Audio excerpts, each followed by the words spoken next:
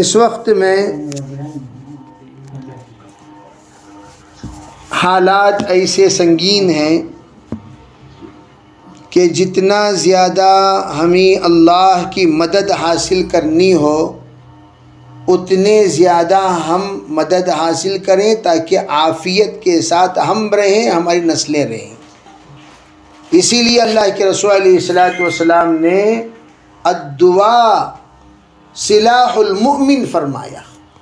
کیا مطلب؟ تمہارے پاس کوئی ہتھیار نہیں ہے، آپ کے پاس دعاؤں کا ہتھیار ہے، دعا کا ہتھیار، اس سے بڑھ کر کوئی ہتھیار نہیں۔ عام طور پر لوگ پوچھتے ہیں کیا ہے تمہارے پاس، کیا ہے تمہارے پاس، کیا ہے تمہارے پاس۔ میں تو ہمارے ساتھیوں سے یوں کہا کرتا ہوں، دیکھو بھائی، ہم سے جو خوف کھانے والے خوف کھاتے ہیں وہ ہم سے نہیں کھاتے، ہمارے اللہ کی قدرت سے کھاتے ہیں۔ کیوں؟ اگر ہم دعا والے بن جائیں، ہم سے بڑھ کر طاقت والا کائنات میں کوئی نہیں۔ اگر ہم دعا والے بن جائیں، ہم سے بڑھ کر طاقت والا کائنات میں کوئی نہیں۔ اسی لیے تاریخ اس بات پر گواہ ہے کہ لوگ دعا والوں سے بہت ڈرتے تھے۔ نظام الدین اولیاء رحمۃ اللہ علیہ کو راجہ رنجیت سنگھ نے باہر نکالنے کی بڑی کوشش کی اور بہت زیادہ اسے اس بات کا گراں گزرتا تھا، یہ بات گراں گزرتی تھی کہ اس کے لنگر میں مختصر لوگ ہوتے تھے، نظام الدین اولیاء کے لنگر میں ہزاروں ہوتے تھے، جبکہ نظام الدین اولیاء فقیر ہیں، غریب ہیں، مسکین ہیں، اور یہ تو بادشاہ ہیں۔ بادشاہ کے لنگر میں قسم قسم کے کھانے، نظام الدین اولیاء کے لنگر میں جو کھانا ما حضر تھا وہ کھلایا جاتا تھا، لیکن لوگ جو لذت پاتے تھے نظام الدین اولیاء کے دسترخوان پر، وہ اس کے دسترخوان پر نہیں دکھائی دیتا تھا۔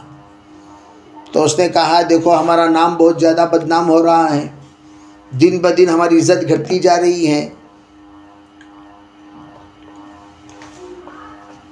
نظام الدین اولیاء کو کہہ دو، نظام الدین کو یہاں سے وہ نکل جائے۔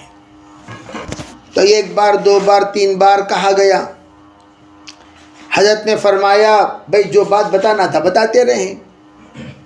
تو جب اس نے بہت زیادہ اصرار کیا، کل صبح آپ یہاں نہیں رہیں گے، آپ یہاں رہیں گے تو پھر ہماری فوج آپ کا مقابلہ کرے گی، اور اللہ والوں کے پاس کیا فوج ہے بھی سوائے اللہ کے فوج کے۔ تو حضرت نے کیا کیا، یہ بات قاصد نے پہنچایا تو حضرت نے کہا بھئی مسلح لاؤ۔ حضرت نے مسلح لانے کو کہا تو قاصد فوراً اطلاع دیا، بادشاہ جہاں پناہ، ارے یہ اللہ والا بندہ مسلح اٹھا چکا ہے، لوٹا لانے کو کہہ چکا ہے، اب بھئی یہ مسلح پہ سوار ہو جائے گا تو پھر اس کے بعد آپ کو بچانا مشکل ہو جائے گا۔ تو اس نے کہا کوئی پرواہ نہیں کیا، اٹھانے دو، بچھانے دو، کھڑنے دو۔ اب ہوا کیا، ارے بھئی اللہ جل جلالہ امن والہ تو اپنے اولیاء کو تکلیف دینے والوں کو بخشتے نہیں ہیں۔ ہوا یہ کہ اس مسلح پر کھڑے ہو کر نظام الدین اولیاء رحمۃ اللہ علیہ اللہ سے مانگ رہے ہیں، اللہ سے دعا میں لگے ہوئے ہیں، کل کا دن بتائے گا کون رہتا ہے کون جائے گا۔ تو حضرت دعا میں لگے ہوئے ہیں۔ جب فجر کی نماز کا قریب وقت آیا تو زمین پر قبلہ رخ ہو کر مارا اور کہا اللہ نے میری سن لی۔ اور ادھر ہوا کیا، فصیل سے اعلان ہوا کہ بھئی بادشاہ کا انتقال ہو گیا ہے۔ تو عرض کرنے کا منشا یہ ہے، نظام الدین جیسے کہا جاتا ہے حضرت ابو ہریرہ سے بلی نہ چھوٹی، نظام الدین اولیاء سے دلی نہ چھوٹی، اسی لیے کہا جاتا ہے۔ تو الغرض اللہ والے تو صرف اللہ کو سناتے، جیسے حضور علیہ السلام نے بدر کے موقع پر کس کو سنایا؟ صرف اللہ کو۔ ان تہلک لن تعبد بعدہ ابدا، یہ جملہ تاریخی جملہ ہے۔ کہا اللہ سے، یا اللہ 16 سال محنت کے بعد یہ جماعت کو میں تیار کیا ہوں، اور حضور کے 16 سال کوئی معمولی سال نہیں. کتنی محنت، کتنا مجاہدہ، کتنی تکلیف، اور مختصر 313 کی جماعت، حضور کے انتہائی وفاداروں کی جماعت. 16 سال، 17واں سال بدر ہوا. بھئی حضور کی نبوت کے 17واں سال بدر ہوا. کہا اتنی محنت کے بعد اگر یہ جماعت ہلاک ہو جائے گی تو قیامت تک آپ کی عبادت کرنے والا کوئی نہیں رہے گا. اب سوال پیدا ہوا بھئی اتنا بڑا جملہ حضور نے کہہ دیا، کیسے کہا آپ نے؟ حضور علیہ السلام اس جماعت کی اہمیت بتانا چاہ رہے تھے. بدر میں جو لا کر میں کھڑایا ہوں اس پر امت محمدیہ کا فاؤنڈیشن ہے، یہ بنیاد ہے، اس پر تعمیر ہوگی 313 پر پوری امت کی تعمیر. اگر یہ چلے گئے سمجھو فاؤنڈیشن کے بغیر، نہ اس کے بعد آنے والوں کا کوئی قرار رہے گا، نہ ہی وہ برقرار رہیں گے. تو یہ جملہ جو آپ نے فرمایا، اس جملے پر حضرت صدیق اکبر فوراً آئے اور حضور کے تھام لیا، کہا کہ بس کیجئے، بس کیجئے، بس کیجئے. یعنی کہیں جوش میں اور بھی کچھ جملے نہ نکل جائیں. تو حضور صلی اللہ علیہ وسلم کو وہ جملہ، تو وہ نکلنے کے بعد اللہ نے 3000 فرشتوں کو اتارا حضور کی تسلی کے لیے. حالانکہ ایک فرشتہ کافی تھا، 3000 فرشتے کیا ضرورت ہے بھئی؟ اسرائیل علیہ السلام کو بھیجے تو بس نہیں، سب کو بھیجنے کیا ضرورت؟ اسرائیل علیہ السلام بس تھے.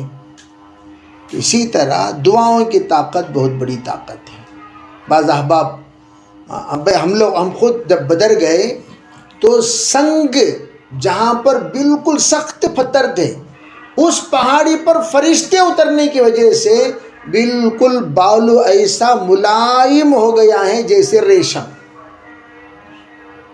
آج بھی آپ دیکھ سکتے ہیں اطراف میں پورے پہاڑ انتہائی سخت اور سنگ، بہت ہی زیادہ گرم، لیکن جس پہاڑ پر فرشتے اترے وہ پہاڑ آج بھی ملائم ہے اور انتہائی نورانی، انتہائی خوبصورت، عجیب دلکش منظر ہے اس کا.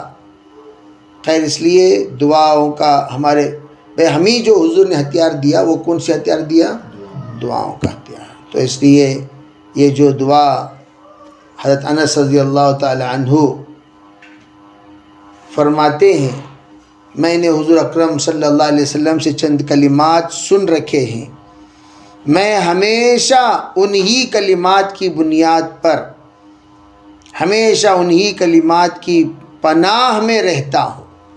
ان کلمات کی برکت سے مجھے نہ کسی ظالم، حاکم یا بادشاہ کا خوف ہے، نہ کسی شیطان کی تکلیف پہنچانے کا ڈر ہے. پھر حضرت انس رضی اللہ تعالیٰ عنہ نے اپنے خادم سے فرمایا کہ صبح شام یہ کلمات پڑھا کرو، حق سبحانہ و تعالیٰ تمام آفتوں سے محفوظ رکھیں گے. یہ آپ نے فرمایا. یہ کلمات کیا ہیں؟ وہ کلمات یہ ہیں جو انشاءاللہ عنقریب آپ تک پہنچائے جائیں گے. فجر کے بعد، مغرب کے بعد روزانہ یہ پڑھا کریں. بسم اللہ علی نفسی و دینی، بسم اللہ علی اہلی و مالی و ولدی، بسم اللہ علی ما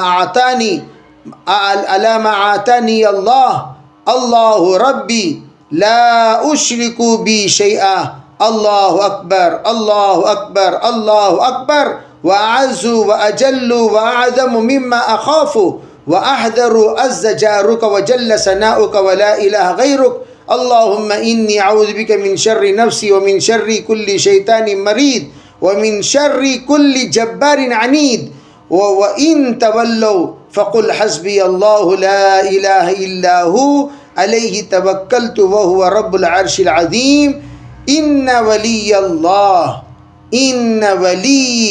اللَّهُ الَّذِي نَزَّلَ الْكِتَابَ وَهُوَ يَتَوَلَّى الصَّالِحِينَ. یہ دعا پڑھا کریں، یہ دعا پڑھا کریں.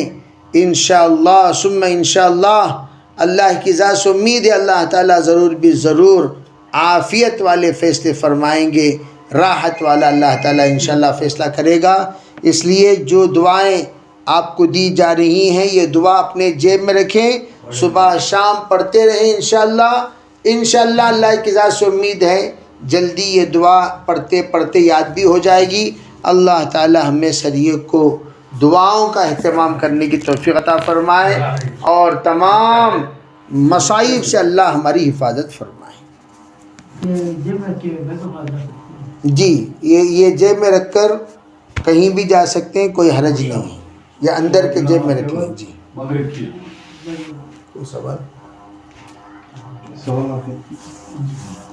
اللہم لک الحمد و لک الشکر، اللہم صلی علی سیدنا